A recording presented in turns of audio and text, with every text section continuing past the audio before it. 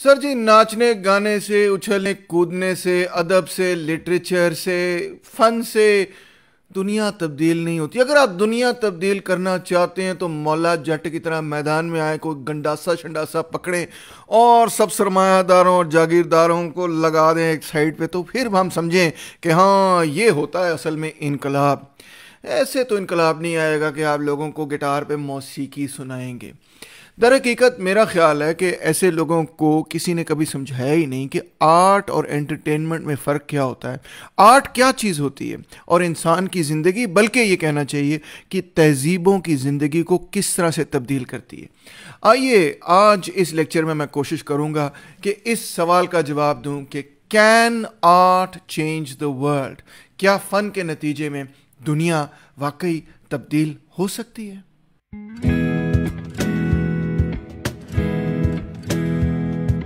इससे पहले कि मैं इस बात का जवाब दूं कि क्या फ़न के नतीजे में दुनिया तब्दील हो सकती है, मैं पहले आपसे ये सवाल पूछना चाहता हूं कि इंसान का दिमाग किस तरह से सोचता है। How does the mind work?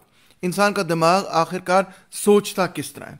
आप जानते ही होंगे कि एक कंप्यूटर के सामने आप बैठे हैं, चाहे आपके फ़ोन में वो कंप्यूटर हो या आपके डेस्कटॉप पे वो कंप्यूटर हो, और कंप्यूटर का एक बुनियादी असूल होता है और वो ये असूल होता है कि वो डिजिटल इम्प्रिंट्स में चीज़ों को सेव करता है। जो चीज़ आपने जहाँ पे डाल दी वो वहीं पर महफूज रहती है, अनलेस के ज़ाहिर बात है हार्ड डिस्क या रैम आपकी करप्ट हो जाए। बहरहाल वो वहाँ पे पड़ी होती है और जो भी चीज़ आपने रिकॉल करनी होती है, आप एक बटन दबाते हैं, वो उस मेमोरी की जगह में जाता है और वहाँ से वो डेटा निकाल के ले आता है। मगर इंसान का दिमाग क्या कंप्यूटर की तरह है?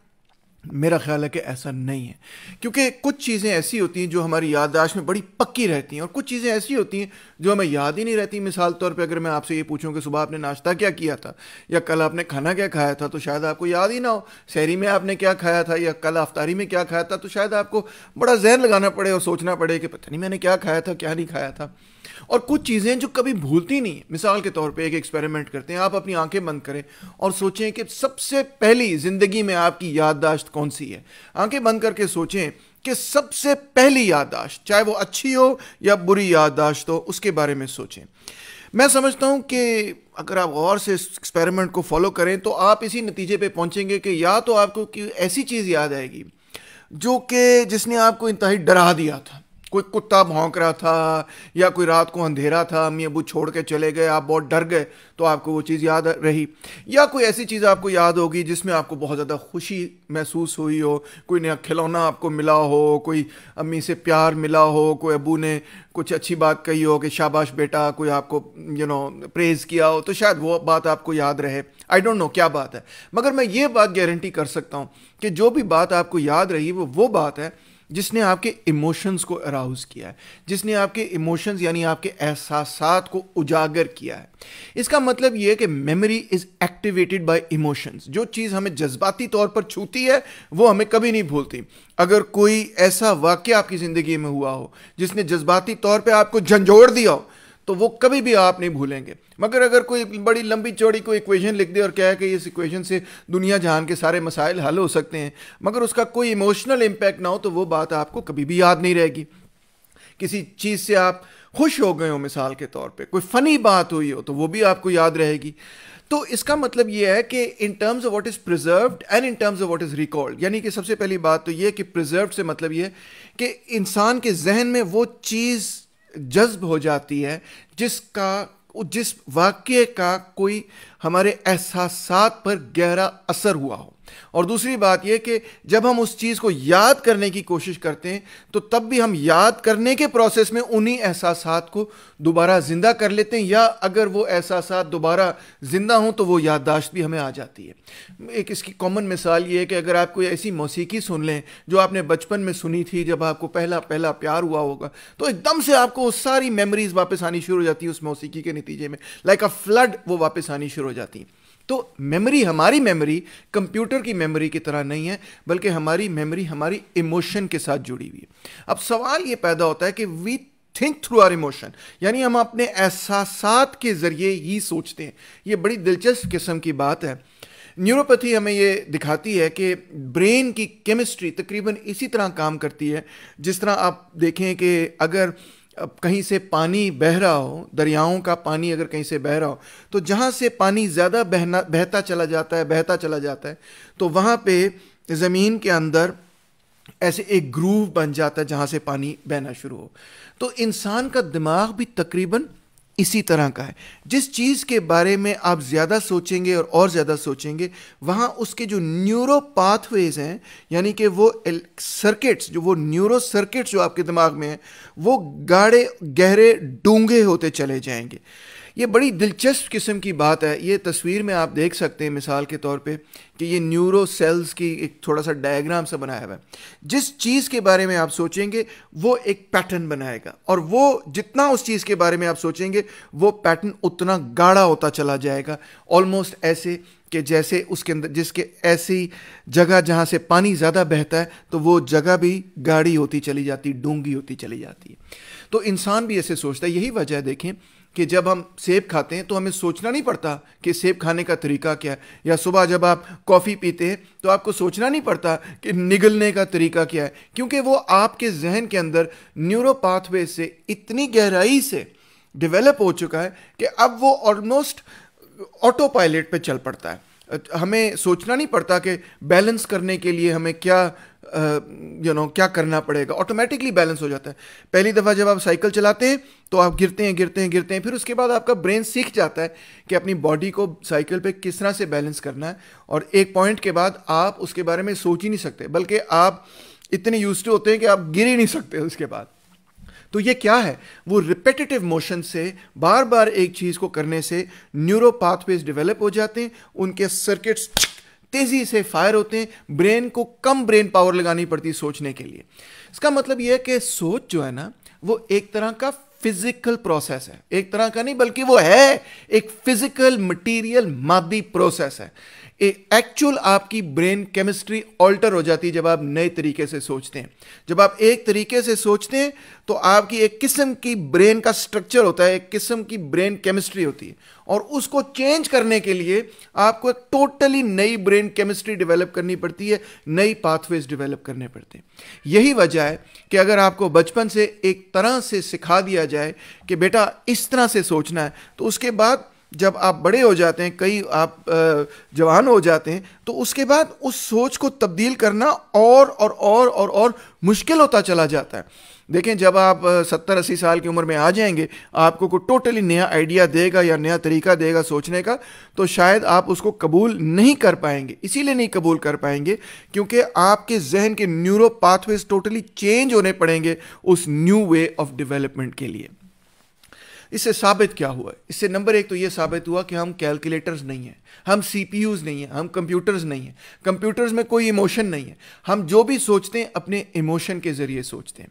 यही वजह है, मैं समझता हूँ कि इकोनॉमिक थियोरी जब बहुत ही ज़्यादा रिडक्शनिस्ट हो जाती है और ये समझती है कि जी हम बड़े रैशनल क्रीचर्स हैं, हम हमेशा वो फैसला करते हैं जो हमारे मुफाद में है, और मुफाद में हमारी वही चीज़ है जो मादी चीज़ें हैं, तो वो बिल्कुल ही गलत नतीजे पर पहुंच जाती है। गेम थियरी या प्रिजनर्स डायलेमा बार बार ये साबित करते हैं, डिसप्रूव करते हैं रैशनल चॉइस थ्योरी को, और ये बार बार साबित करते हैं कि लोग जो हैं वो अपने इमोशन से फैसला करते हैं, बल्कि मैं ये कहूँगा अपनी वैल्यूज से फैसला करते हैं। और यही वजह है कि हमारे लिए कभी कभार बड़ा मुश्किल होता है कि हम उन हैबिट्स को ब्रेक कर सकें, उस लर्नड बिहेवियर को तोड़ सकें और रैशनल तरीके से सोच सकें। रैशनल थॉट जो है वो ऑटोमेटिक नहीं है, बिल्कुल उसके उलट है। रैशनल थॉट हमारे लिए एक्चुअली एक नया तरीका है सोचने का, जो हमारे लिए मुश्किल काम है। थॉट को चेंज करना इतना आसान नहीं है, बल्कि एक मुश्किल मरहला है। अच्छा 12, अब आते हैं आर्ट पे। What is art? एक बड़ी खूबसूरत पैसेज है कि द एंशिएंट टेक्स्ट, जिस तरह बाइबल मुकद्दस है वगैरह, उसके अंदर लिखा है that God is the creator. Oh, Quran Majeed में भी लिखा है गॉड इज द क्रिएटर, जो क्रिएट करे। अब हम इसमें सोचते ये हैं कि दुनिया जो है वो खुदा ताला ने पैदा की है, मगर तख्लीक की है, बल्कि हम ये लफ्ज़ इस्तेमाल करते हैं, मगर ये तख्लीक है, ये एक फीचर है, एक किस्म की सिफ्त है। सो तख्लीक करना एक किस्म का डिवाइन काम है। ये रिलीजियस टेक्स्ट की एक डिफरेंट किस्म की इंटरप्रिटेशन की जा सकती है कि to be creative, to create something is like being divine. ये डिवाइन क्वालिटी है इंसान के अंदर। सोक्रेटिस जब ये कहता था कि इंसान के अंदर एक डिवाइन स्पार्क है, तो मेरा ख्याल है सोक्रेटिस का इससे इससे यही मुराद थी। ये मुराद नहीं थी कि हम कोई जादू कर सकते हैं या कोई हम अपने जहन से सोच के चीज़ें तब्दील कर सकते हैं, मगर ये मुराद थी कि हमारे अंदर भी वो सिफ्त है छोटी तादाद में, छोटी मिकदार में, जो कि जिसके नतीजे में हम दुनिया को तब्दील कर सकते हैं, हम दुनिया के अंदर नई चीज़ तख्लीक कर सकते हैं। मगर इसी सिफ्त को अगर आप एक nth डिग्री पर ले जाएं, इसकी इज़म टोट पे ले जाएं, इसकी एक्सट्रीम पे ले जाएं, तो हम तो छोटे मोटे ए क्रिएटर्स हैं ना, हम छोटा मोटे कुछ चीज़ बना लेते हैं। द क्रिएटर जिसने सब चीज़ें बनाई हैं वो क्या है, वो क्वालिटी क्या है, उसी क्वालिटी को गॉड कहा जाता है। और जब ये कहा गया कि man is created in the image of God, तो इससे मुराद कभी कभार कुछ लोग ऐसे ही ले लेते हैं कि इंसान की जो शक्ल है, इमेज है, वो ही इमेज जो है, नाउजुबिल्ला, मैं तो नहीं इस तरह समझता, मगर कुछ क्रिश्चियंस वगैरह कुछ और लोग इस तरह से इसको इंटरप्रेट करते हैं कि जैसे कि हमारे जो एंथ्रोपोमॉर्फिक कैपेसिटी है, कैपेबिलिटी है, यानी कि हमारी जो शक्ल और सूरत है, इसी किस्म ये को खुदा की शक्ल और सूरत पर बनाई गई है। ये एक इंटरप्रिटेशन है जिसे मैं फ्रेंकली कह रहा हूँ कि मैं इत्तेफाक नहीं करता। आप जानते हैं कि मुसलमान तो हम कभी खुदा ताला को किसी शक्ल और सूरत में ना तो पहचानते हैं, ना देखते हैं, ना समझने की कोशिश करते हैं, मगर क्रिश्चियंस तो ऐसे करते हैं, आइकॉनोग्राफी करते हैं, क्रिएट करते हैं। जिस तरह सिस्टीन चैपल पे बड़ी फेमस इमेजेस वगैरह हैं, गॉड इज टचिंग एडम वगैरह, ये वो सब कुछ, ठीक है। तो मगर इस पैसेज की एक और इंटरप्रिटेशन भी तो हो सकती है ना, और वो दूसरी इंटरप्रिटेशन ये हो सकती है कि वो सिफ्त जिसके साथ हम खुदा को जोड़ते हैं वो है कि गॉड इज द क्रिएटर, जो तख्लीक करे, जो खालिक है। तो हमारे अंदर भी अगर वही स्पार्क, वही सिफ्त है to be able to create, तो that is the divine spirit in us, that is the sense in which ये कहा जाता है that we are made in the image of God. जब ये कहा जाता है कि man is made in the image of God, इससे मतलब ये हमें अखज़ करना चाहिए कि God is the creator, man is a creator. God ने तो सब कुछ तख्लीक किया, हम छोटी मोटी तख्लीक करते रहते हैं। और वो तख्लीक क्या है? वो तख्लीक यही है कि हम कोई नई चीज़ बनाते हैं, कोई ऐसी चीज़ बनाते हैं जो कि इस दुनिया के अंदर एग्जिस्ट नहीं करती। तो यही शायद वजह है कि गौर कीजिए, ये एक छोटी सी पेंटिंग आपके सामने लगी हुई है और ये एक प्री हिस्टोरिक आर्ट है, ठीक है। ये इतनी पुरानी है कि जब इंसान की तारीख भी नहीं लिखी गई थी, ये उस ज़माने की एक आर्ट फॉर्म है।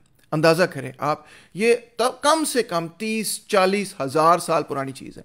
यानी कि ऐसे दौर की ये तख्लीक है कि जिस दौर के अंदर ना तो एग्रीकल्चर था, ना कोई इंडस्ट्री थी, इनफैक्ट इंसान की ज़िंदगी इंतहाई तल्ख और मुश्किल थी।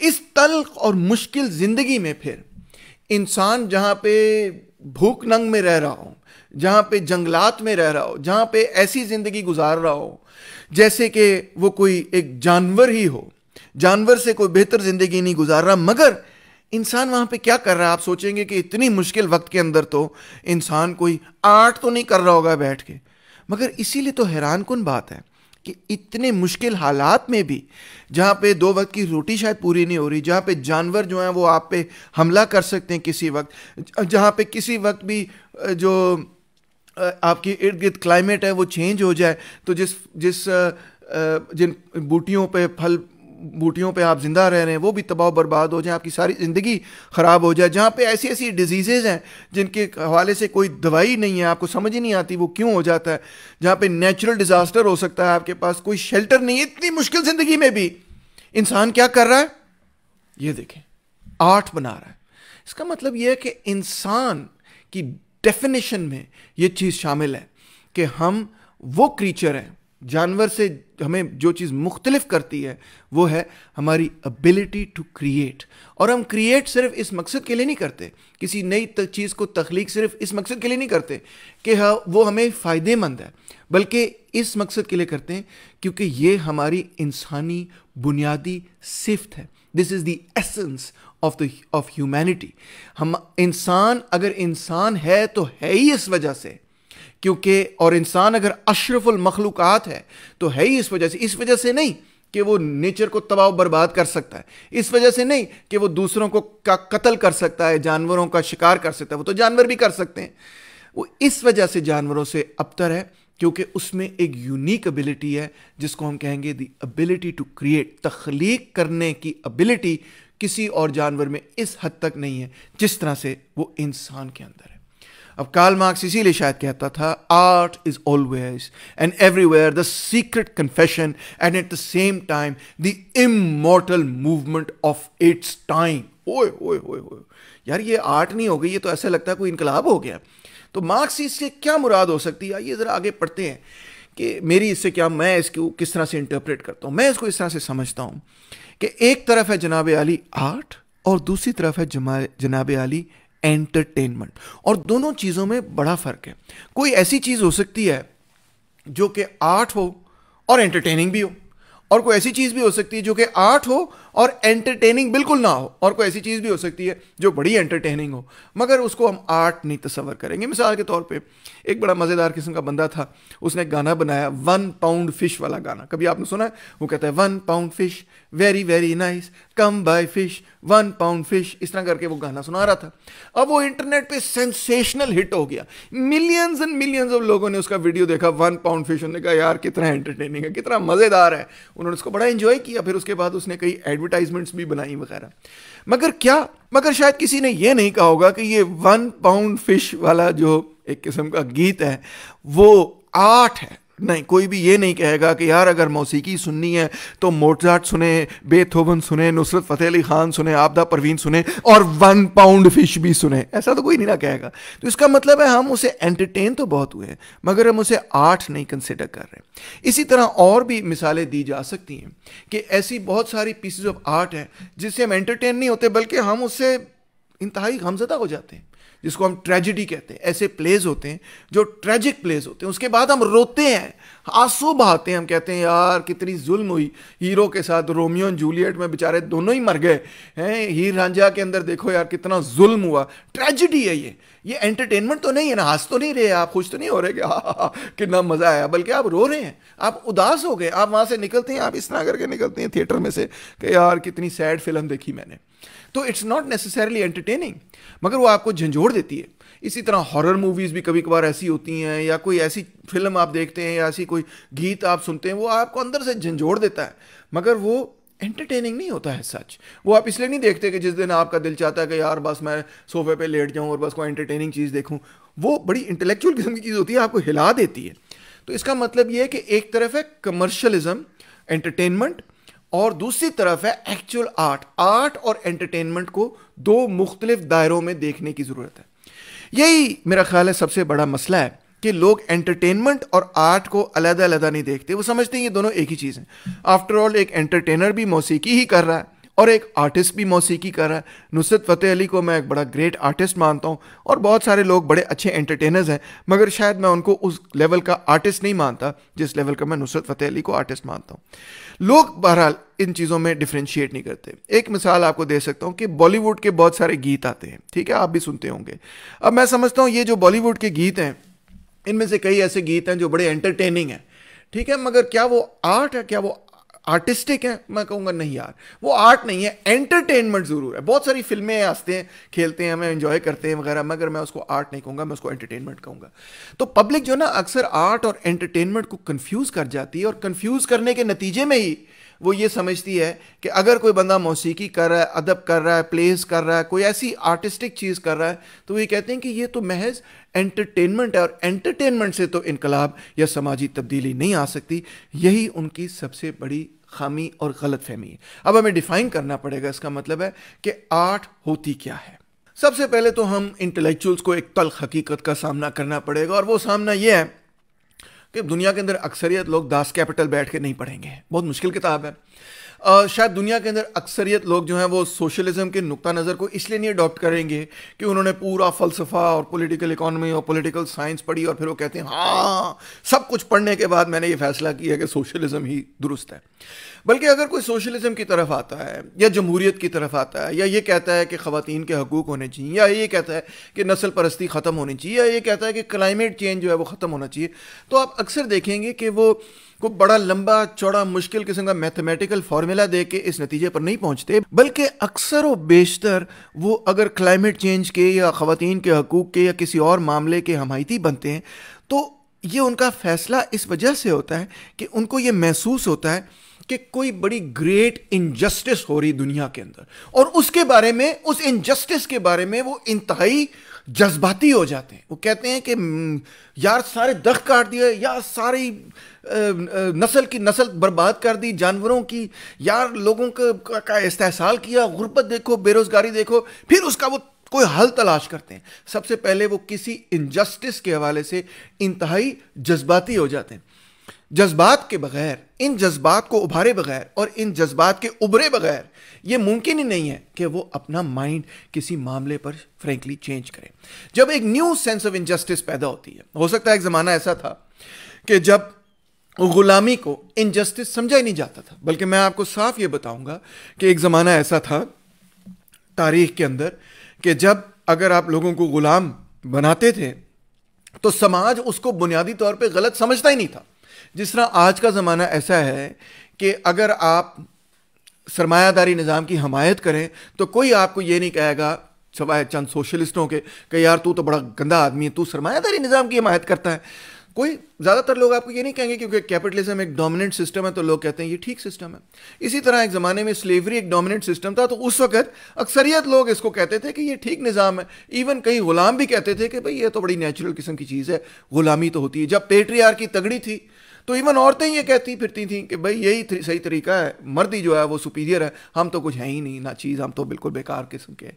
जो भी, जब रेसिज्म डोमिनेट करता था तो सोसाइटी बाय एंड लार्ज इस बात को कबूल करती थी, आज इस बात को कबूल नहीं करती।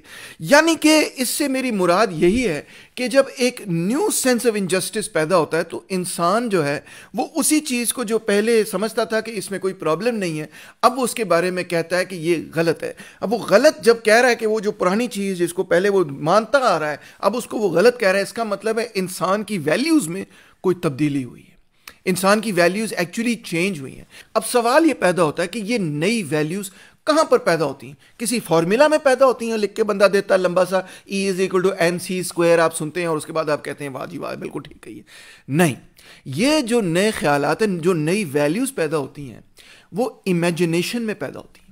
क्योंकि आप इमेजिन करते हैं सबसे पहले कि अगर समाज ऐसा ना होता कि यहाँ पे गुलामी होती, या आप इमेजिन करते हैं कि अगर समाज ऐसा ना होता कि यहाँ पे औरतों को कमतर ना समझा जाता तो फिर सोसाइटी कैसे होती, और आप कहते हैं यार मेरा ख्याल है सोसाइटी बेहतर होती। या आप इमेजिन करते हैं कि अगर नस्ल परस्ती ना होती, फ़र्ज़ कर लें दुनिया के अंदर नस्ल परस्ती फैली हुई है, आप अमेरिका में रह रहे, नस्ल परस्ती अपने अरूज पे है, मगर आप सोच रहे हैं, मैं सोचने दो मुझे कि अगर नस्ल परस्ती ना होती तो समाज बेहतर होता, फिर आप नतीजे पे पहुंचते मेरा ख्याल है समाज, society would be a better place, बेहतर होती सोसाइटी। इसका मतलब है सबसे पहले, इससे पहले कि आप उस नए समाज को दे सकें, इससे पहले कि उस नए वैल्यूज़ को आप इम्प्लीमेंट कर सकें, आपको इमेजिन करना पड़ता है कि उन नए वैल्यूज़ की रोशनी में सोसाइटी बेहतर होगी या पहले से ख़राब होगी। ये बड़ी दिलचस्प किस्म की बात है और मैं इसीलिए इसको रिपीट करूंगा और दोबारा करूंगा। इस पर आपने सोचना है कि सोसाइटी एक तरह से डेवलप्ड है, उसमें कुछ ऐब आपको नज़र आने शुरू हो जाते हैं। आप महसूस करते हैं कि फ़लाँ चीज़ जो है ना ये एक बहुत बड़ा ऐब है। मिसाल के तौर पे आप महसूस करते हैं कि कास्ट सिस्टम जो है ना ये नहीं होना चाहिए। अब कास्ट, आपने महसूस करना शुरू किया कि कास्ट सिस्टम नहीं होना चाहिए, मगर आपके महसूस करने से महज क्या कास्ट सिस्टम ख़त्म हो जाएगा? हरगिज़ नहीं। आपको बल्कि इमेजिन करना पड़ेगा कि अगर सोसाइटी कास्ट सिस्टम के बगैर हो तो ये कैसी सोसाइटी हो, पहले से बेहतर हो या पहले से ख़राब हो। अगर आप इस नतीजे पर पहुँचें कि सोसाइटी मेरे हिसाब में पहले से बेहतर होगी अगर कास्ट सिस्टम को हम ख़त्म करते हैं, तो फिर आप इस नतीजे पर पहुँचेंगे कि इस कास्ट सिस्टम को ख़त्म कर देना चाहिए। अब ये बड़ी दिलचस्प किस्म की बात है क्योंकि you have to imagine the future. अब ये इमेजिनेशन क्या है? इमेजिनेशन जो है वो हमारे ख्वाब में ही हो सकती है, हमारी एस्पिरेशंस में हो सकती है, और कहाँ हो सकती है? रियलिटी में तो नहीं हो सकती, आर्ट में हो सकती है। आर्ट में हम ऐसी चीज़ इमेजिन कर सकते हैं जो एग्जिस्ट नहीं करती, क्योंकि हम ऐसी चीज़ क्रिएट करते हैं, अपने माइंड में क्रिएट करते हैं, किसी कैनवस पे क्रिएट करते हैं, अपने लफ्ज़ों में क्रिएट करते हैं, अपनी मौसीकी में क्रिएट करते हैं कोई ऐसी दुनिया जो एक्चुअली है नहीं। कितनी दिलचस्प बात है। आर्ट जो है इज इमेजिनेशन। क्रिएटिविटी का मैंने जिक्र किया, मैंने कहा क्रिएटिव वो चीज़ है कि जो चीज़ अभी नहीं है उसको पैदा कर देना। अब जो चीज़ आप पैदा करना चाह रहे हैं वो तो है नहीं। मिसाल के तौर पे आप पैदा करना चाह रहे हैं एक ऐसी सोसाइटी जहाँ इस्तेहसाल ना हो, मगर इस सोसाइटी में तो इस्तेहसाल है। आप किस तरह वो सोसाइटी पैदा करेंगे, किस तरह लोगों को बताएंगे कि सोसाइटी ऐसी भी हो सकती है। वो तो जो जैसी सोसाइटी है वो तो सिर्फ उसको देख सकते हैं, तो वो खाका कैसे प्रेजेंट करेंगे, वो मॉडल कैसे देंगे लोगों को कि यार ऐसे भी हो सकती है। वो आप सिर्फ और सिर्फ अपनी आर्ट के जरिए दे सकेंगे। अदब लिखेंगे, जिस तरह चार्ल्स डिकिंस ने डेविड कॉपरफील्ड किताब लिखी, या मुख्तलिफ किस्म की शायरी हुई, या पेंटिंग्स हुई, या स्कल्पचर हुआ, या म्यूजिक हुआ, उसके अंदर आप एक विजन देंगे कि सोसाइटी ऐसे होगी। उसके अंदर आप अपनी इमेजिनेशन और अपनी क्रिएटिविटी को खुला लगाम देंगे और कहेंगे कि यार अगर सोसाइटी ऐसे होती तो क्या होता। इसका मतलब यह आर्ट, जो कि बेसिकली है ही हमारी क्रिएटिव एबिलिटी, और क्रिएटिव एबिलिटी तो इमेजिन करके ही पैदा हो सकती है ना, क्योंकि अगर आपने सिर्फ रिप्रोड्यूस करना है उस चीज को जो ऑलरेडी है, तो वो क्रिएटिव तो बात नहीं है। क्रिएशन का तो मतलब ही है कि जो है उसको नहीं बनाना, जो नहीं है उसको बनाना है। तो इसका मतलब यह है कि क्रिएशन जो है वो इमेजिनेशन पर रेस्ट करती है। तो इमेजिनेशन जो है वो तो हमेशा, मैं अंग्रेजी में कहूंगा कि always is in revolt against the real. इससे मेरी मुराद ये है कि जो आपकी इमेजिनेशन है, जो आपकी तख्लीक है, जिस चीज को आप इमेजिन कर रहे हैं, जिसके बारे में आप सोच रहे हैं, जो खाका आप बना रहे हैं, वो खाका रियलिटी से तो दूर है, बल्कि वो रियलिटी का मुत्तजाद है। उसके खिलाफ इनकलाब बर्पा कर रहा है, उसके खिलाफ रिबेलियन कर रहा है, उसके खिलाफ बगावत कर रहा है। इसका मतलब यह है कि दर हकीकत आर्ट हमेशा रियलिटी के खिलाफ बगावत का नाम है, क्योंकि आर्ट हमेशा एक ऐसी चीज को तख्लीक करने का नाम है जो रियलिटी में एग्जिस्ट नहीं करती। आर्ट है ही तख्लीक, और तख्लीक बजाते खुद है ही एक बगावत उस चीज के खिलाफ जो ऑलरेडी एग्जिस्ट करती है। रियलिटी के खिलाफ बगावत का ही नाम दर हकीकत आर्ट है। अगर इस बात को आप तस्लीम कर लेते हैं कि हर नया तसव्वुर, हर नया ख्याल मौजूदा रियलिटी के खिलाफ बगावत का नाम है, तो फिर उलट भी हकीकत है, और वो हकीकत यह है कि रियलिटी हमेशा आपकी इमेजिनेशन के खिलाफ लड़ रही है। अगर आपकी इमेजिनेशन रियलिटी के खिलाफ लड़ रही है, अगर आपकी तख्लीक हकीकत के खिलाफ जदोजहद कर रही है, बगावत कर रही है, तो हकीकत उलट बगावत कर रही है या लड़ रही है आपकी इमेजिनेशन के खिलाफ। ये दोनों चीजें एक दूसरे के साथ मुत्तजाद हैं। इससे मेरी क्या मुराद है कि द रियल, अगर the imagination is in revolt against the real is in counter revolution against the imagination. इससे मेरी क्या मुराद है? इससे मेरी मुराद यह है कि हर वक्त आपको यह ताना भी मिलेगा कि ये तो सब ख्याली बातें हैं, ये तो सब थियरी में अच्छी बातें, रियलिटी में तो ऐसा नहीं है। रियलिटी का आपको याद जो लोग दिलाते रहते हैं, वो इसीलिए शायद दिलाते रहते हैं कि क्योंकि वो ये नहीं चाहते कि आप इमेजिन करें कि दुनिया किसी और तरह से हो सके। वो चाहते ये हैं कि आप यही सिर्फ सोचें कि जिस तरह से आज दुनिया है इसी तरह से हमेशा थी और हमेशा तक रहेगी। क्यों वो ये सोचते हैं? क्योंकि इस दुनिया के अंदर वो ऐसी पोजीशन पे हैं जिसमें वो खुश हैं, और इसलिए वो चाहते हैं कि इस दुनिया को चेंज ना करें। वो स्टेटस को बरकरार रखना चाहते हैं, उसको तब्दील नहीं करना चाहते। इसीलिए वो बार बार आपको एक सबक सिखाते रहते हैं, और वो सबक ये है कि जो भी करना करो मगर रियलिटी की डिपिक्शन करो, इमेजिनेशन में ख्वाब मत देखो, आर्टिस्ट ना बनो। ये मत सोचो कि कोई ऐसा समाज भी तख्लीक किया जा सकता है जो कि आज नहीं है। ये मत सोचो कि सोसाइटी को तब्दील किया जा सकता है। ये तो सिर्फ बेकार किस्म के लोग सोचते हैं जो फुकरे होकर मर जाते हैं। ये आर्टिस्ट किस्म के लोग जिनको कोई दुनिया से गरज ही नहीं, सिर्फ यही ऐसे लोग करते हैं, अदरवाइज इसका कोई फायदा नहीं। ये सबक हमें बार बार वो हार्ड नोज प्रैक्टिकल लोग सिखाते हैं जो बिजनेस कर रहे हैं आजकल, जो दुनिया के अंदर डोमिनेट करते हैं, जो दुनिया के अंदर जो है ना इस वक्त रईसो मजबूत हैं, ताकतवर हैं, वगैरह वगैरह। अब इस दुनिया के अंदर मैं तो ये कहूंगा कि इस वक्त जो ग्रेट अनमेंशनेबल है, जिसके बारे में आप इमेजिनेशन नहीं कर सकते, वो दर हकीकत सोशलिज्म ही है। सोशलिज्म तो ऐसे भूत की तरह हमारी सोसाइटी को चिमड़ा हुआ है, और हम उससे इतना घबराए हुए हैं कि हमारी तकरीबन तमाम एफर्ट्स इसी चीज़ के इर्द गिर्द होती है कि किसी तरह सरमायादारी निज़ाम कम बख्त बच जाए। अब सरमायादारी निज़ाम ऐसे मरहले पर पहुंच गया कि 6 लोगों के पास आधी से ज़्यादा दुनिया से ज़्यादा दौलत है, तो इसीलिए लोग क्वेश्चन कर रहे हैं। अब सरमायादारी निज़ाम ऐसे लेवल पे पहुंच गया है कि वो क्लाइमेट क्राइसिस पैदा कर रहा है। ऐसे लेवल पे पहुंच गया कि गुर्बत बेरोजगारी का मसला ही नहीं हल कर सकता, हर दफा इकोनॉमी को क्राइसिस में डाल देता है, क्राइसिस से निकाल ही नहीं सकता। तो लोग अब क्वेश्चन कर रहे हैं। फ्रांस में आप देख लें क्या हो रहा है, बर्नी सैंडर्स देख लें आप क्या हो रहा है, इधर क्या कहते हैं जेरेमी कॉर्बिन को आप देख लें क्या हो रहा है। पूरी दुनिया के अंदर लोग कह रहे हैं कि यार ये मामला कुछ गड़बड़ है, हम खुश नहीं है इस निज़ाम से।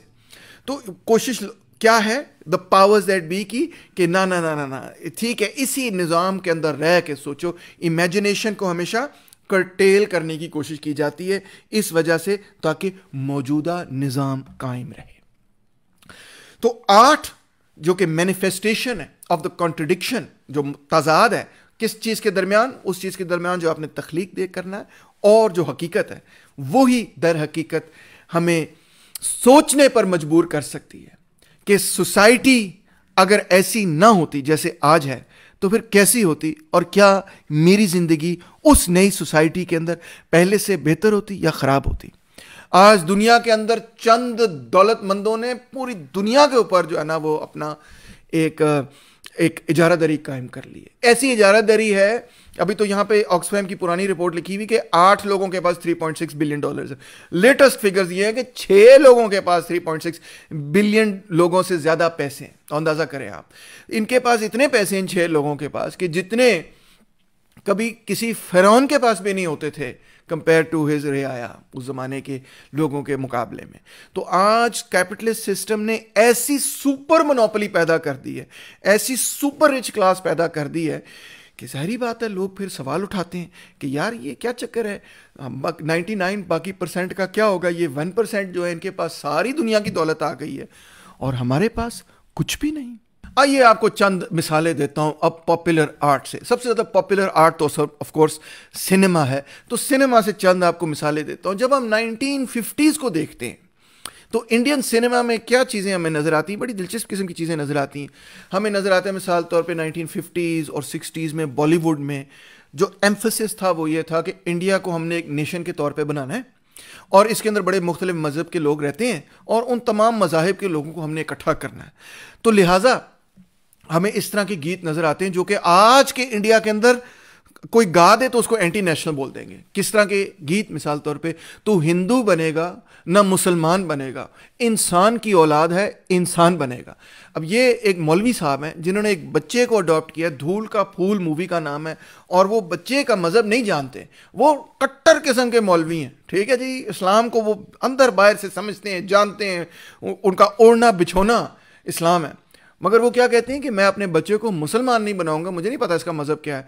वो कहते हैं तू हिंदू बनेगा ना तू मुसलमान बनेगा, तू इंसान की औलाद है, सिर्फ इंसान बनेगा। ये इंडिया के अंदर सिनेमा था 1950s का। फिर 1970s का सिनेमा अगर आप देखें, एक फिल्म की मिसाल देते हैं, नमक हराम, बड़ी मज़ेदार फिल्म थी, मैंने भी बचपन में देखी।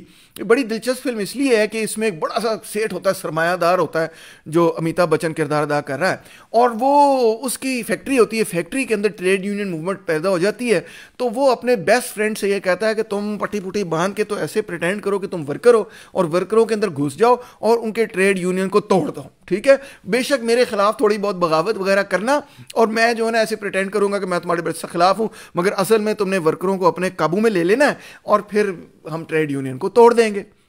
मगर क्या होता है कि जब उसका दोस्त जो है वो मजदूरों में जाता है तो वहाँ पे एक मजदूर लड़की होती है, उससे उसको प्यार हो जाता है और वो देखता है कि यार ये लोग तो बड़ी गुर्बत में रह रहे हैं, तो वो फिर अपने दोस्त के खिलाफ ही बगावत शुरू कर देता है और एक्चुअली वो एक ट्रेड यूनियन और मजदूरों का लीडर बन के सामने आ जाता है। ये तो बड़ी इनकलाबी किस्म की, बड़ी लेफ्टिस्ट किस्म की फिल्म है। बल्कि अगर आप 70s की फिल्में देखें बॉलीवुड की तो आपको ये नजर आएगा कि अक्सर व बेशतर जो अमीर आदमी है, जो सेठ है वो हमेशा विलन ही होता है उन फिल्मों के अंदर, पुरानी फिल्मों के अंदर। अब ऐसे नहीं है, मगर उस जमाने के अंदर तकरीबन 90% फिल्मों के अंदर जो सेठ था, जो बुर्जुआ था, जो कैपिटलिस्ट था, उसको नेगेटिव रोल में दिखाते थे, और जो सादा सा किसान था, जो सादा सा मजदूर था, जो कॉमन मैन था, वो उसको हमेशा अच्छी रोशनी में दिखाते थे। इनफैक्ट अमिताभ बच्चन की तो सारी फिल्में उस जमाने की और उस पीरियड की ऐसी ही थी कि जिसमें वो अच्छा रोल प्ले कर रहा है, हीरो का रोल प्ले कर रहा है, तो उसमें वो common man, angry young common man की डिपिक्शन ही करता हुआ नजर आता था। इसी तरह हम ये देखते हैं कि कास्ट सिस्टम के खिलाफ बड़ी सारी बगावतों की फिल्में भी हमें नजर आती हैं। एक तो मैं ये कहूंगा कि जहां पे प्यार फैलेगा तो वहाँ पे कास्ट सिस्टम तो रह नहीं सकता। जिस तरह हमारी फेमस किस्म की बहुत सारे प्लेज हैं, हीर रांझा, सोनी माहीवाल, ससी पन्नू, मिर्ज़ा साहिबा, शीरीन फरहाद, इन सारी स्टोरीज़ के अंदर एक लड़का और एक लड़की एक दूसरे से प्यार करते हैं, जालिम समाज उनको अलहदा रखने की कोशिश करता है और या तो जालिम समाज कभी कामयाब हो जाता है या फिर वो जो दो कपल हैं वो बगावत पर उतर आते हैं। मगर असल पैगाम सिर्फ ये नहीं है कि एक मर्द और एक औरत जब एक दूसरे से प्यार करें तो उनको हक होना चाहिए एक दूसरे से शादी करने का, एक दूसरे के साथ रहने का, उस प्यार को निभाने का, बल्कि इसके साथ साथ ये भी सबक है कि वो कौन सा निज़ाम है जो कि उन दोनों को अलहदा रखता है। वो निज़ाम तो ऑफ कोर्स कास्ट सिस्टम ही है, और क्या है। तो बॉलीवुड की उस ज़माने की जो फिल्में होती थीं, क्योंकि वो इतने रेडिकल तो नहीं थे कि वो ये कह सकें कि ये कास्ट सिस्टम बड़ा बुरा है, तो वो आखिर में ये दिखाते थे या तो कोई बंदा आके कहता था ये शादी नहीं होगी, या फिर वो और फिर कोई ट्रेजेडी हो जाती थी, या फिर वो कहता था ये शादी नहीं होगी, फिर वो अपनी बेटी पे हाथ रखता था और कहता था मेरी आशिक बार के बगैर। तो इसका मतलब है कि वो अच्छी फिल्म हो जाती थी। दिल वाले दुल्हनिया अगर आपने कभी देखी है तो पूरी फिल्म ही जनाब अली इसी चीज़ पर बुनियाद रखती है कि वो किस तरह से जो लड़का है वो पूरे न सिर्फ ख़ानदान को बल्कि पूरी बिरादरी को मनाने में कामयाब हो जाता है कि साड़ा ब्याह कराते हो, ठीक है ना जी। तो ये क्या है, ये एक्चुअली एक कमेंट्री है कास्ट सिस्टम पर। और ऐसे क्योंकि हजारों नहीं शायद लाखों लोग होंगे जिनको कास्ट सिस्टम की वजह से वो उन लोगों से के साथ जुड़ नहीं सके जिनसे उनको प्यार और मोहब्बत था, तो फिर ऐसी फिल्में देख के उनके भी एहसासात जो हैं वो उभर जाते हैं कि यार मेरी ज़िंदगी में भी मेरे साथ भी शायद ऐसे कभी हुआ हो या हो जाए। तो क्योंकि उनको पता है ना सोसाइटी में ऐसा होता है, इसीलिए ये फिल्में रेजोनेट करती हैं सोसाइटी के अंदर। अब अगर आप वलैती फिल्में देखें तो उसके अंदर ऐसी चीज़ें नहीं है कि जालिम समाज ने कपल को अलहदा रखा, किसी ज़माने में होती थी मगर अब नहीं है। क्यों नहीं है? क्योंकि अब जालिम समाज जो है ना उसके पास इतनी कुव्वत नहीं है कि वो दो लोग जो आपस में प्यार करते हैं वो एक दूसरे को उससे अलहदा रख सके। है ना दिलचस्प किस्म की बात। आज का बॉलीवुड देखें, उफ, आज का बॉलीवुड क्या है। पुराना बॉलीवुड 70 का ये था कि जनाब अली उसमें जो अमीर आदमी है वो हमेशा विलन होता था, मगर आज का बॉलीवुड जो है ना उसमें अमीर आदमी सबसे बड़ा हीरो है। मिसाल तौर पे ये फिल्म है दिल धड़कने दो, बड़ी मज़ेदार फिल्म है, मैं कहता हूँ एंटरटेनिंग बहुत ज़्यादा है, ठीक है जी। उसमें पूरी कहानी जो है ना एक बहुत बड़े यॉट पर होती है, किसी सेठ का यॉट है, अंदाज़ा करें पूरी कहानी एक किश्ती पर हो रही है। और उसकी कहानी क्या है, उसमें कहानी में ये नहीं है कि बेचारे गरीबों के साथ क्या हो रहा है, किस तरह वो जो है ना खाना सर्व कर रहे हैं, पूरी किश्ती को साफ़ कर रहे हैं, नहीं, गरीब तो नज़र ही उसमें कोई नहीं आता। ऐसे जैसे कुछ किश्ती अपने आप को ही साफ़ कर रही है, खुद ही चल रही है, कोई एक गरीब बंदा नहीं नजर आता उसके अंदर, ठीक है। देयर आर नो वर्कर्स, कोई कास्ट प्रॉब्लम नहीं है। क्या मसला है? तो कोई फैमिली का मसला है, बेटी को उसका हक नहीं मिला, ये नहीं हुआ, वो नहीं हुआ, बाप जो ऐसे वैसे फलाना ढमकाना, लड़ाइयाँ हो गई फलाना ढमकाना, और बस सब मसला। पूरी दुनिया जो है ना वो ये यॉट है, यॉट पे ही वो लोग रहते हैं, और यही पूरी दुनिया एक बुर्जुआ किस्म की दुनिया है, एक सरमायादारों की दुनिया जहाँ पे कोई मेहनत कश है ही नहीं, यहाँ पे कोई मजदूर है ही नहीं। तो ये अब देखें कितना चेंज है बॉलीवुड में, कि जहाँ एक तरफ बॉलीवुड में हमेशा हीरो एक गरीब आदमी होता था, अब जो नया बॉलीवुड है उसमें या तो गरीब आदमी है ही कोई नहीं, या अगर है तो चलो वो कोई कॉमिक रोल प्ले कर रहा है, और अमीर आदमी, सेठ जो है, मालिक जो है, सरमायादार जो है, वो अब हीरो बन गया। ये बड़ी ट्रांसफॉर्मेशन है। हाँ, और जो चंद फिल्में ऐसी बनती हैं जिसके अंदर किसी गरीब आदमी को हीरो बना के दिखाया जाता है, जिस तरह स्लम डॉग मिलियनेयर्स है, बड़ी ज़बरदस्त फिल्म है बाय द वे, उसके अंदर तो गरीब आदमी हीरो है। मगर तो आप कहेंगे सर ये तो कॉन्ट्रडिक्ट होगी बात, मगर गौर कीजिए कि उसमें जो गरीब आदमी हीरो है वो उन्हीं वैल्यूज़ को एम्बॉडी करता है जो अमीर आदमी की वैल्यूज़ हैं। यानी कि इससे मेरी मुराद ये है कि गरीब आदमी वही हीरो बन सकता है जो बड़ा अच्छा दर हकीकत एंटरप्रेन्योर हो, एक किस्म का कैपिटलिस्ट हो, कि वो गरीब गुर्बत में से अपने आप को निकाल के एक बहुत बड़ा सरमायादार बन जाए। यानी कि पुराने ज़माने का जो हीरो था वो तो मजदूरों को इकट्ठा कर रहा था और सरमायादार के खिलाफ लड़ रहा था, मगर अब नए बॉलीवुड का जो हीरो है वो है जो खुद सरमायादार बन सकता है। क्यों बन सकता है? क्योंकि उसमें ये कैपेसिटी है, उसमें ये एबिलिटी है कि वो मौजूदा सरमायादारों से भी ज़्यादा कट थ्रोट और बेहतर सरमायादार बन सकता है ना दिलचस्प किस्म की बात। बाय द वे मैं आपको ये दिलचस्प बात बताना चाहूंगा कि तारीख में जितने भी क्लास सिस्टम्स रहे हैं, हर क्लास सिस्टम अपने आप को रीजनरेट करता है इसी तरह कि वो ओप्रेस्ड के अंदर से भी ऐसा हिस्सा पैदा करता है या ऐसे लोग पैदा करते हैं जो उसी निज़ाम को पहले से बेहतर चला सके। सरमायादारी निज़ाम भी ये करता है, फ्यूडल सिस्टम में भी ये था, स्लेव सोसाइटी में भी ये था, हर सोसाइटी, मुगलों के अंदर भी ये था, वो तो आपस में सिविल वॉर्स भी करते थे। मुसलमान जो बड़े बड़े एम्पायर्स बने, उमैय्यद और अब्बासिद एम्पायर और खलजी और लोधी वगैरह, उसके अंदर भी ये था कि हमेशा इन एम्पायर्स की रीजनरेशन के लिए यह ज़रूरी था कि रूलिंग क्लास के अंदर से भी और रूलिंग क्लास के बाहर से भी ऐसे लोगों को रिक्रूट किया जाए जो कि पहले से भी बेहतर इस निज़ाम को चलाने में कामयाब हो जाए। तो यही थीम, जो कि बड़ी पुरानी थीम है दर हकीकत, यहाँ पे भी बॉलीवुड की नई थीम बन गई। और हॉलीवुड का क्या है मामला? हॉलीवुड तो यार इतना चेंज हुआ है कि जिसकी कोई हद हिसाब नहीं। मैं तो हॉलीवुड को ये कहूँगा, it is a world without heroes. Heroes के बगैर एक दुनिया है। अजीब सी बात लगेगी आपको कि हीरोज़ के बगैर दुनिया कैसे हो सकती है, मगर थोड़ी देर गौर कीजिए कि बॉलीवुड में किस किस्म के हीरोज़ हुआ करते थे और आज किस किस्म के हीरोज़ हैं। ये ज़रा देखें ज़रा कि 1970 के अंदर एक फिल्म आई सुपरमैन की, है, पता नहीं आपने देखी या नहीं देखी, मैंने तो देखी थी। उसमें एक तरफ सुपरमैन था, दूसरी तरफ लेक्स लूथर था। लेक्स लूथर कौन था? ज़रा उसका तस्वीर आप देख सकते हैं। उसने क्रावाट पहना हुआ, उसने यहाँ फूल पहना हुआ, उसके बड़े बड़े कॉलर हैं, उसने अच्छे अच्छे कपड़े पहने हुए। वो एक्चुअली एक कैपिटलिस्ट था, एक इंडस्ट्रियलिस्ट था, और अमीर आदमी को अगेन इस सुपरमैन की फिल्म के अंदर विलन बना के दिखाया गया। और सुपरमैन कौन था? सुपरमैन तो एक कंट्री बम्पकिन था। सुपरमैन तो किसी वो बुढ़े दो माँ प्यो ने रेज किया था, वो भी बेचारा प्यो मर जाता है, और वो एक फार्म पे रेज हुआ, यानी वो तो एक किसान था, अमेरिकन किसान था, उसके पास कोई दौलत भी नहीं थी। तो यानी कि ये यहाँ पे सुपरमैन और लेक्स लूथर की जो लड़ाई है वो एक ब्रॉडर पिक्चर पेंट कर रही है, और उस ब्रॉडर पिक्चर में वो ये कहने की कोशिश कर रही है कि जो बड़ा कैपिटलिस्ट है वो तो बड़ा ग्रीडी किस्म का बंदा है और एम्बिशियस किस्म का बंदा है, उसके खिलाफ लड़ेंगे।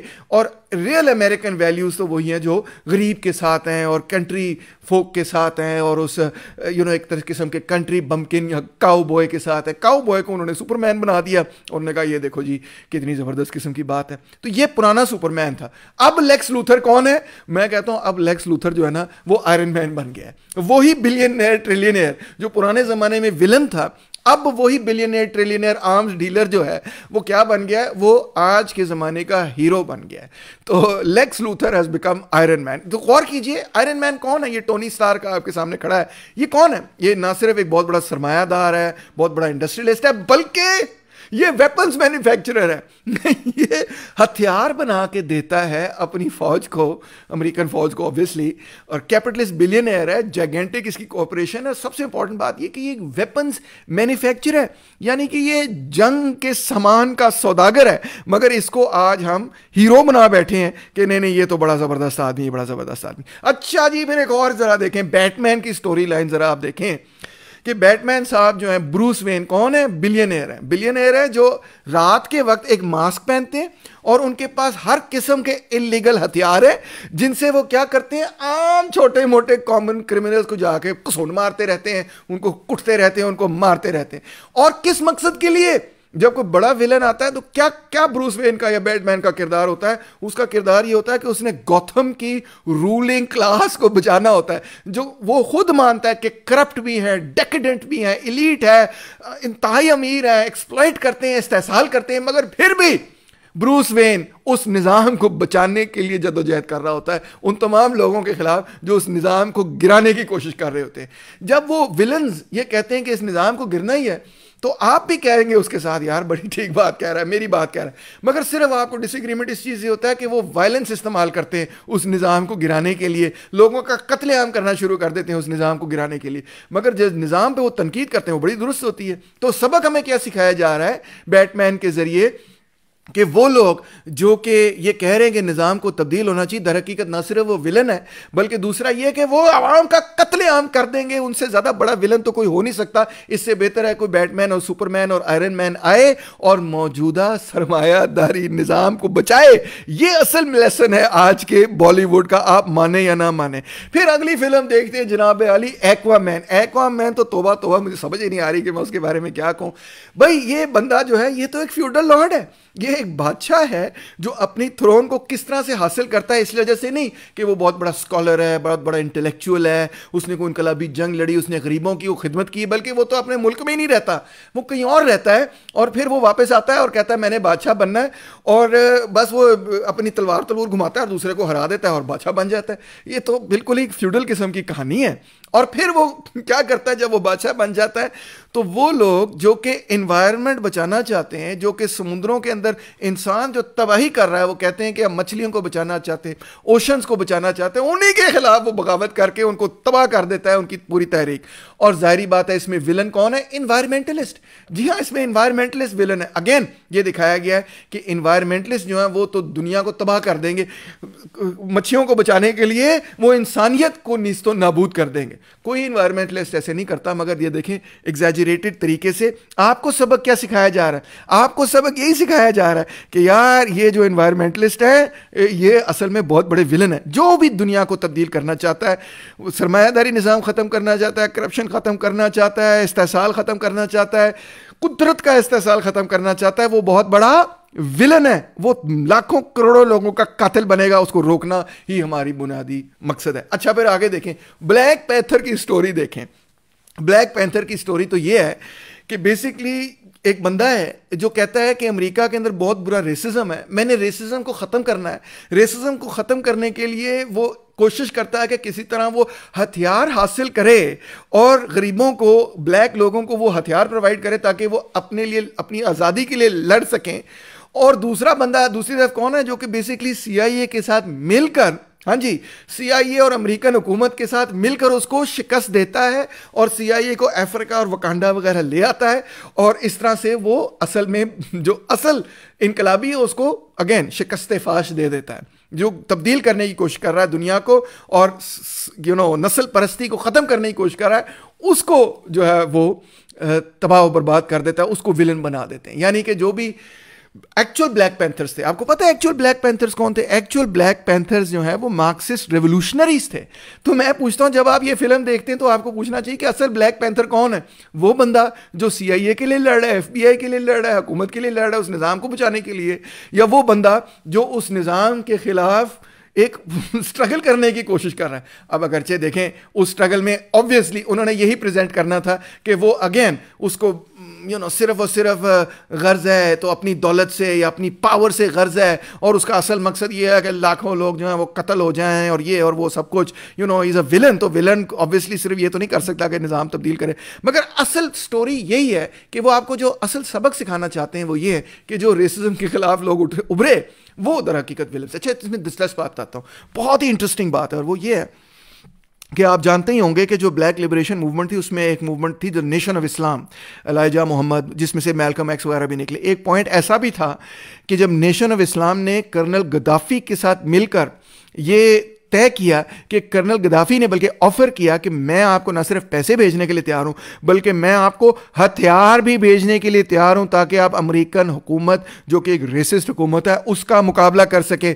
यानी कि ये जो फिल्म है ये सिर्फ फिक्शन नहीं है, एक्चुअली अमेरिकन रेवोल्यूशनरी और लेफ्ट की पॉलिटिक्स, मैं उससे इत्तफाक नहीं भी करूं तो अलग बात है, मगर एक्चुअली अमेरिकन हिस्ट्री में ऐसी तहरीक रही जिसने ये कोशिश की कि आर्म्ड स्ट्रगल के जरिए जो एक्चुअल ब्लैक पैंथर्स थे और इवन नेशन ऑफ इस्लाम जिन्होंने गद्दाफी से कहा कि हमें पैसे दो और गद्दाफी ने कहा कि पैसे भी लो और मैं तुम्हें हथियार भी देने के लिए तैयार हूं। अच्छा, तौबा तौबा तौबा, सबसे मेरी जो फेवरेट सीरियल था जिसने इतना मुझे डिसअपॉइंट किया, आपको भी डिसअपॉइंट किया होगा नो डाउट, वो है game of thrones. Game of thrones में आप बेसिकली एक फिगर को फॉलो करते हैं जो कुछ भी नहीं, एक छोटी सी लड़की है, उसको अपनी कुव्वत का भी एहसास नहीं है, उसका भाई भी उसको बेच डालता है, गुलामी में उसको बेच डालता है, वह गुलामी से वो उठती है, सिर्फ अकेली एक लड़की, पहले वो अपने साथ छोटे छोटे ड्रैगन्स रखती है, फिर क्या कुछ मुश्किलात बर्दाश्त करके वो गुलामों को आज़ाद करती है, वो लोगों को आज़ाद करती है, वो ट्राइब्स को आज़ाद करती है, करते करते करते कई सीजन्स गुजर जाते हैं, सारे अच्छे बुरे मर जाते हैं, मगर ये लड़की जो है ना, क्वीन ऑफ ड्रैगन्स, ये आगे बढ़ती रहती है अनटिल द लास्ट एपिसोड। और लास्ट एपिसोड में क्या होती है कि वो टायरेंट बन जाती है और लोगों को जलाना शुरू कर देती है। एक बहुत बड़े पैमाने पर लोगों को सडनली वो फैसला, पता नहीं उसके दिमाग में क्या हो जाता है, वो चेंज हो जाता है और वो लोगों को एक बहुत बड़े पैमाने पर जेनोसाइड कमिट करना शुरू हो जाती है। और फिर जो उसका सबसे क्लोजेस्ट दोस्त होता है, उसका कॉमरेड होता है, वही उसको खंजर मार देता है। और हमें तालियां बजाने के लिए कहा जाता है कि ये बड़ा अच्छा हुआ क्योंकि उसने बचा लिया। यही वो औरत थी जो कहती थी कि मैं तो पूरे इस व्हील ऑफ एक्सप्लॉयटेशन को तोड़ने आई हूं, मैं इसको चेंज करने नहीं आई, सिर्फ निज़ाम को घुमाने नहीं आई, मैं इस निज़ाम को तोड़ने आई हूं। तो क्या करता है एंड में, वो इसी निज़ाम को बचा लेता है जिस निज़ाम को ये तोड़ने की कोशिश करी। सबक क्या सीखना है आपने 8-10 सीजन्स देखने के बाद? सबक आपने ये सीखना है कि चाहे कुछ जितनी मर्जी मुश्किलात से गुजर कर आया हो और जितनी मर्जी स्ट्रगल करके निकला हो, दर हकीकत ये सब लोग बेसिकली बहुत बड़े टायरेंट बनेंगे, जेनोसाइडल मेनियक बनेंगे। लिहाजा आज का जो व्हील है, एक्सप्लॉयटेटिव व्हील है, बुरा व्हील है, मगर यही निज़ाम ठीक है, इसको तब्दील करने की कोशिश ना करना। He don't go for heroes. Heroes ही दर हकीकत सबसे बड़े विलन है। ये हमें लेसन असल में सिखाया जा रहा है। और जब गरीबों की कोई कहानी बनाई जाती तो ये विल स्मिथ की एक फिल्म देख लें, द परसूट ऑफ हैप्पीनेस, तो अगेन वही वाली थीम है। थीम क्या है? The poor are celebrated only in so far as they embody the values the capitalist class. गरीब वही अच्छा है जो खुद बहुत बड़ा सरमायादार बन जाए। अब इसमें इस स्टोरी के अंदर विल स्मिथ जो है वो एक गरीब आदमी होता है, उसका एक छोटा सा लड़का भी है, और वो क्या करता है कि वो स्टॉक मार्केट पे जाके बड़ा ज़बरदस्त खेलता है, ट्रू स्टोरी है एक्चुअली, और फिर बहुत बड़ा एक सरमायादार बन जाता है। और इसको देखो हीरो के तौर पे बनाया हुआ है कि यार ये कितना ज़बरदस्त है। यानी कि गरीब वो है, जो गरीब हीरो वो ही हो सकता है जो इस निज़ाम के खिलाफ ना लड़े बल्कि इसी निज़ाम का एक बेहतर हिस्सा बन जाए, एक बेहतर पुर्जा बन जाए। ये असल में हकीकत है जो सबक सिखाया जा रहा है। और मॉडर्न आर्ट क्या है? देखें जी, मैं तो उसे कहूँगा, उसको मैंने नाम दिया दी इडियसी ऑफ मॉडर्न आर्ट। वो तो ये कहते हैं कि forget about what it says, think about how it makes you feel. वो तो बिल्कुल ये भूल ही गए हैं कि आर्ट का कोई मकसद भी हो सकता है, आर्ट का कोई पर्पस भी हो सकता है, आर्ट हमें कुछ सिखा भी सकती है। एक आपको मिसाल ये दे रहा हूं कि मॉडर्न आर्ट यहीं से शुरू हुई, जब एक बंदे ने एक म्यूजियम के अंदर क्या लाके खड़ा किया, कोई आर्ट नहीं बनाई उसने, वो बाथरूम गया और बाथरूम से वो यूरिनल ले आया और उस यूरिनल को उसने वहां पे म्यूजियम में रख दिया और उसने कहा यही मेरी आर्ट है। और लोगों ने कहा वाह वाह वाह क्या ज़बरदस्त आर्ट है। इसकी मैं और भी मिसालें आपको दे सकता हूँ। एक बंदे ने केला लिया और वो डक्ट टेप से एक कैनवस पे चिपका दिया, उसने कहा ये मेरी आर्ट है। एक और भी मिसालें दे सकता हूँ। एक बंदे ने जो है ना यूँ करके 2-3 जो है ना सर्कल्स बनाए और वो सर्कल लगा दिए कैनवस के ऊपर रखा के, ये मेरी आर्ट है। और हमें ये सबक सिखाते हैं जो लोग मॉडर्न आर्ट को सपोर्ट करते हैं कि नहीं ये बड़ी ज़बरदस्त, ये बड़ी फिलोसॉफिकल, बड़ी डीप किस्म की बात है कि इसमें यूरिनल है। मैं तो समझता हूँ कि उसने जब यूरिनल लगाया तो उसने बताया हमें कि मॉडर्न आर्ट का असल मकसद क्या है। असल मकसद ये है कि उस पर, सर छोड़ें इस बात को, आगे चलते हैं। ले जी, ये एक और मॉडर्न आर्ट आपको नज़र आ रही है। ये बड़ा फेमस आर्टिस्ट है, मैं अब क्या इसके बारे में कहूँ। ये इस तरह करके ना पेंट यूं छिड़कता है, बुरश भी नहीं इस्तेमाल करता, और इसकी मिलियंस में जो आर्ट वर्क है, पेंटिंग्स हैं, वो बिकती है। मैं तो इनको पेंटिंग्स कह नहीं सकता क्योंकि इसमें कोई बुरश इस्तेमाल ही नहीं किया जाता, हाथ भी इस्तेमाल नहीं किया जाता, कोई पेन कलम भी नहीं इस्तेमाल किया जाता था। बस वो पेंट पकड़ता है और फेंकता है और लोग कहते हैं क्या ज़बरदस्त पेंट फेंका है। मैं मजाक नहीं कर रहा। और ये मिलियंस की बिकती हैं पेंटिंग्स, मिलियंस की बिकती हैं। जो सबसे महंगी पेंटिंग है दुनिया के अंदर, वो एक, या सबसे महंगे आर्ट वर्क्स हैं, वो $1 बिलियन से ज़्यादा के बिकते हैं। और आज पाकिस्तान $1 बिलियन को तरस के मर गया है और महंगी तरीन आर्ट जो है वो इतने की बिकती है। अब ये क्या वजह है, ये आर्ट इतनी महंगी क्यों बिकती है? और ये आर्ट है भी कोई मज़ेदार चीज़ नहीं, क्या इसमें से आपको सबक मिल रहा है? मुझे तो कुछ भी नहीं मिल रहा। मगर बहरहाल एक हकीकत ये भी है कि ये जो महंगी महंगी आर्ट लोग खरीदते हैं, उसका असल मकसद ये होता है कि ये अमीर तबके ने एक सिस्टम बना लिया है कि मैं महंगी किस्म की आर्ट मिलियंस ऑफ डॉलर्स की लूँगा। इस तरह से ये आर्ट जब मैं लेता हूँ तो ये टैक्स फ्री हो जाती है। हाँ जी, इस पर टैक्स नहीं लगता। और फिर हो सकता है 10 साल, 20 साल, 40 साल, 50 साल बाद अगर मैं ये आर्ट बेचूं तो ये पहले से भी ज़्यादा अप्रिशिएट हो चुकी होगी, क्योंकि रूलिंग क्लास के दरमियान ये अंडरस्टैंडिंग होगी कि ये आर्टिस्ट जो हैं ये तो बड़े ज़बरदस्त किस्म के आर्टिस्ट हैं, इनको तो हम मानते हैं, ये तो हमारे फेवरेट किस्म के आर्टिस्ट हैं। तो ये एक किस्म का सिस्टम बन गया है वेस्ट के अंदर, जिसके नतीजे में अमीर तबका अपनी दौलत को एक ऐसी जगह रख सकता है जहां पे दौलत पे ना तो कोई टैक्स होता है और ना इन्फ्लेशन के नतीजे में और ना किसी और नतीजे में उनकी वैल्यू जो है वो कम हो. That's the reality of modern art. In fact post modernism ने तो वैसे ही ये कह दिया है कि उन्होंने मीनिंगलेसनेस को एक फलसफा बना लिया. इस जिंदगी का कोई मकसद नहीं है, कोई ग्रैंड नैरेटिव नहीं है, कोई पर्पस नहीं है, कोई साइंस नहीं है, कोई ऑब्जेक्टिव ट्रूथ नहीं है. जो लोग सबसे ज़्यादा शोर शराबा मचाते हैं कि हम आज़ाद कर देंगे, उनसे ही सबसे ज़्यादा आपने जो है वो खाइफ रहना है. फिनोमिनोलॉजी हमें ये कहती है कि लैंग्वेज इज़ आर्बिट्ररी, इसकी कोई लॉजिक ही नहीं है. एग्जिस्टेंशियलिज्म हमें ये कहता है कि लाइफ जो है वो मीनिंगलेसनेस है. पोस्ट मॉडर्निज्म हमें ये कहता है साइंस तो है, वो तो एक पावर प्लॉय है, उसका और कोई मकसद नहीं है.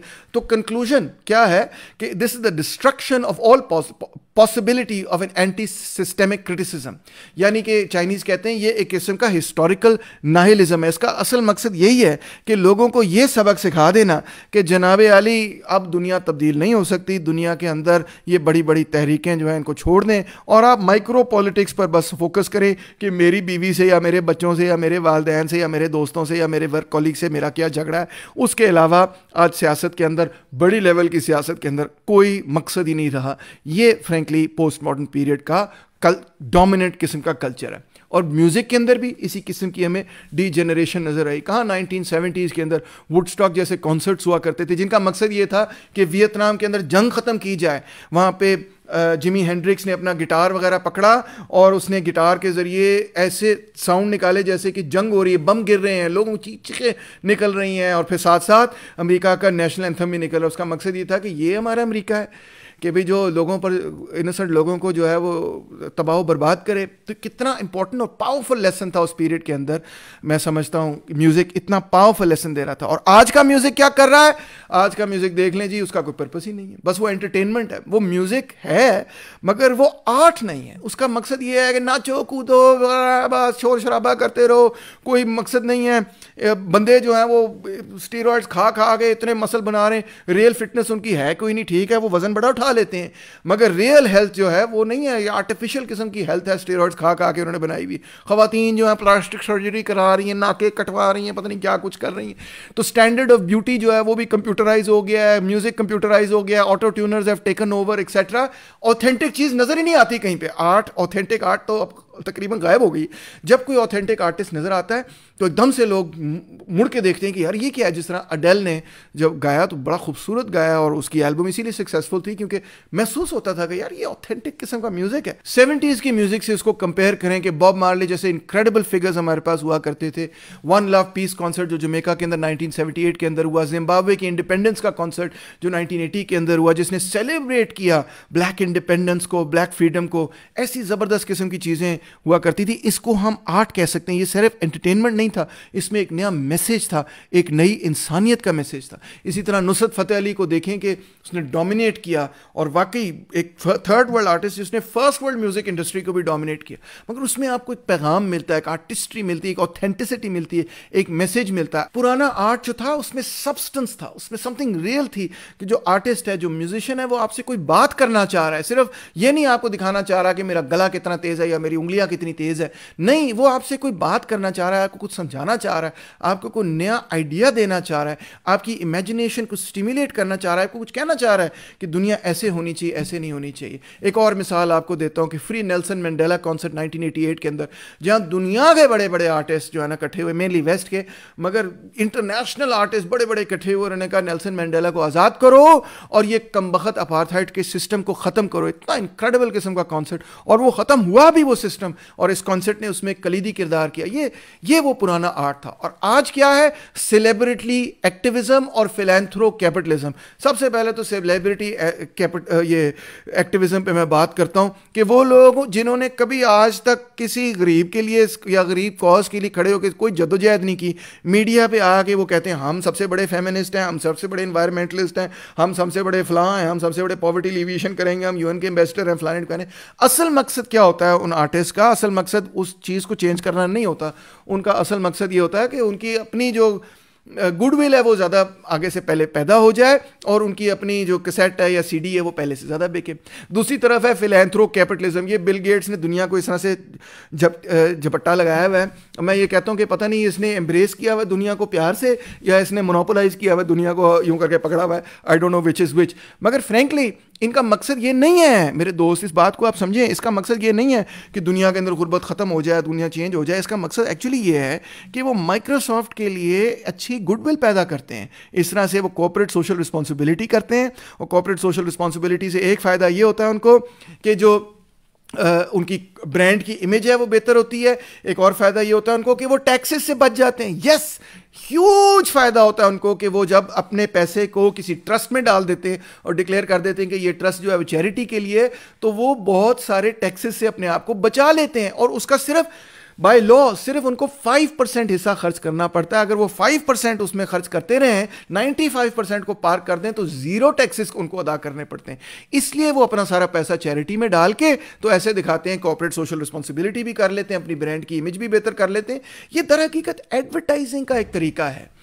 अब मैं आपसे ये सवाल पूछता हूँ, can art change the world? जो जिस सवाल से हमने शुरू किया था, अगर ये सब चीज़ें हकीकत हैं तो गाने बजाने से क्या होगा? आप जो सारा कुछ कर रहे हैं ये इस सारे से किस तरह से मुख्तलिफ है और किस तरह से आप तब्दील कर सकते हैं? मैंने आपको पहले ये बताया कि आर्ट क्या है, इमेजिनेशन इन रिवोल्ट। आपकी तख्लीक है वो हकीकत के खिलाफ बगावत कर रही है, और आर्ट जो है वो दुनिया को, बल्कि तारीख को, समाज को तब्दील करती है। किस तरह से?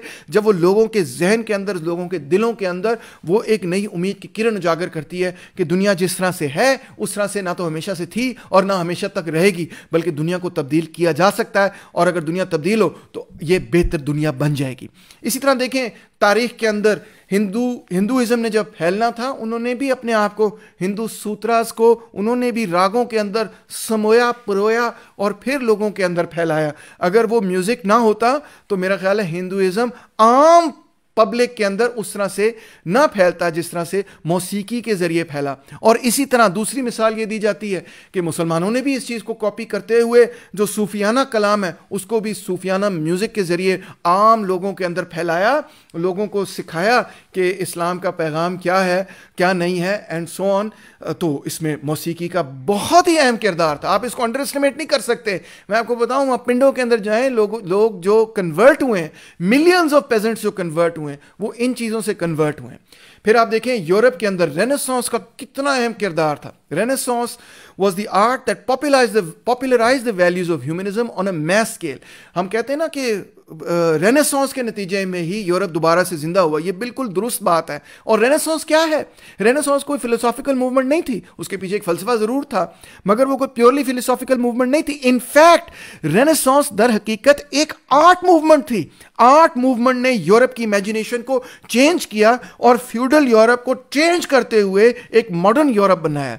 मिडीवल पीरियड से मॉडर्न पीरियड के अंदर रेनेसांस का कलीदी किरदार है, हर हिस्टोरियन इस बात को मानता है। मगर क्या कभी आपने इस बात का एहसास किया कि रेनेसांस एक आर्ट मूवमेंट थी? इसका मतलब यह है कि आर्ट ने, जी हां, आर्ट ने यूरोप की इमेजिनेशन को चेंज किया और यूरोपियन माइंड को मजबूर किया कि वो एक मुख्तलिफ तरह से सोचें और मॉडर्निटी को एम्ब्रेस करें। यही किरदार इनलाइटनमेंट के पीरियड में बाख, मोत्सार्ट, बेथोवन की मौसीकी ने अदा किया। इनफैक्ट बेथोवन तो बहुत बड़ा फ्रेंच रेवोल्यूशन को मानने वाला था, सपोर्ट करने वाला था।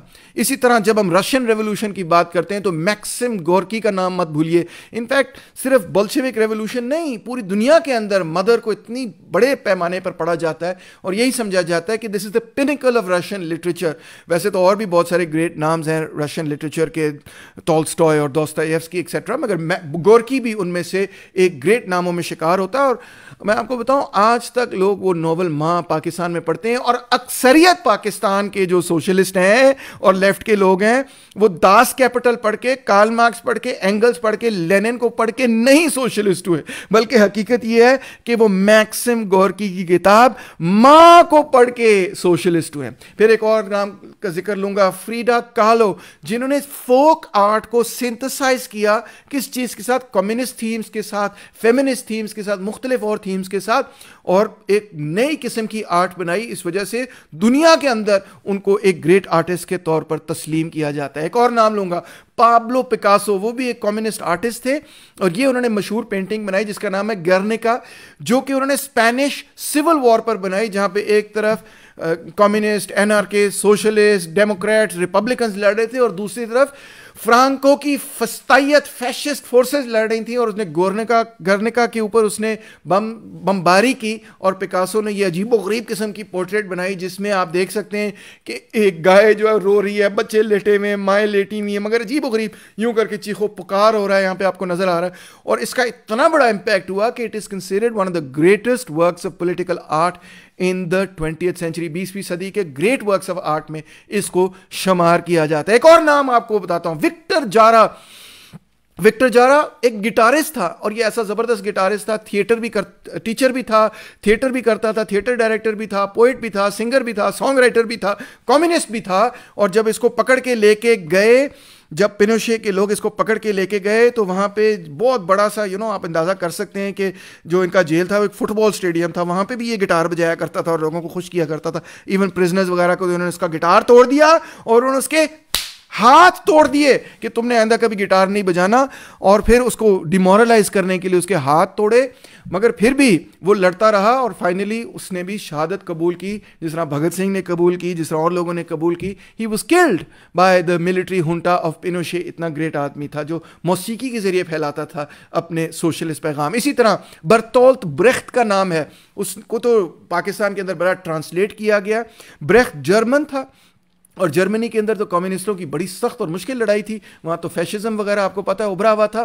तो ब्रेख्ट जो है ऐसे प्लेस किया करता था, और प्लेस के जरिए, थिएटर के जरिए लोगों को समझाया करता था, एलियनेशन इफेक्ट समझाया करता था, एक्सप्लॉयटेशन, कैपिटलिज्म, कमाल किस्म के उसके प्लेस हैं। उसका एक प्ले है टू पेनी ओपरा, जो शायद महमूद नदीम ने उसको ट्रांसलेट किया, दो टके दा तमाशा। वो कभी आप स्टेज पे देख लें, आप हैरान हो जाएंगे कि वो आपको ऐसे लगेगा कि ये तो पाकिस्तान के बारे में ड्रामा है, ये कोई जर्मनी के बारे में ड्रामा नहीं। अमेजिंग किस्म के प्लेस हैं। तो ऐसे प्लेस ने दुनिया तब्दील की, लोगों की सोच तब्दील की, लोगों को सोचने पर मजबूर किया कि वाकई हमें किसी और किस्म की समाज की जरूरत है। इसी तरह साउथ एशिया के अंदर, हमारे बड़े सगीर के अंदर जो ग्रेट आर्टिस्ट हैं, मैं सबसे पहले जिक्र करूंगा हबीब जालिब का, जो कहते हैं दीप जिसका महलात ही में जले, चंद लोगों की खुशियों को लेकर चले, वो जो साए में हर मसलहत के पले, ऐसे दस्तूर को सुबह बेनूर को मैं नहीं मानता, मैं नहीं जानता। ये तो एंथम बन गया पूरे पाकिस्तान का, आपने भी सुना होगा।